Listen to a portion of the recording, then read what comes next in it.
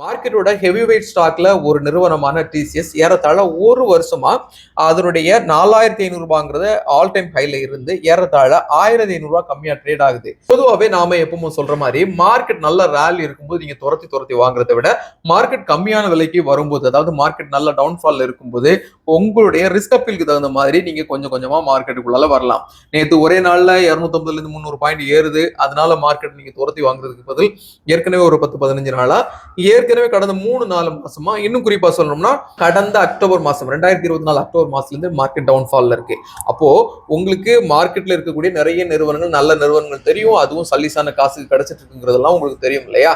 அப்பவே உங்க போர்ட்போலியோல கொஞ்சம் கொஞ்சமா உங்களோட ரிஸ்க் அப்பீல் அந்த மாதிரி நீங்க அக்குமுலேட் பண்ணணும். ஸோ இந்த மாதிரிப்பட்ட முத்துக்குள்ள நம்ம மார்க்கெட்ல இருக்கும். அதை நீங்க ரிசர்ச் பண்ணணும், உங்களுடைய சொந்த பகுப்பாய்வுல தான் எடுக்கணும். நான் டிசிஎஸ்ங்கிற ஒரு பேரை சொல்லிட்டேன்னாங்கிறதுக்காக நீங்க தொடர்ச்சியாக அதை துரத்தி வாங்கணுன்ற அவசியம் கிடையாது. 3000 ரூபாய் ரேஞ்சில் தான் அந்த ஸ்டாக் ட்ரேட் ஆகுங்கிறத உங்களை ஞாபகப்படுத்தணும்.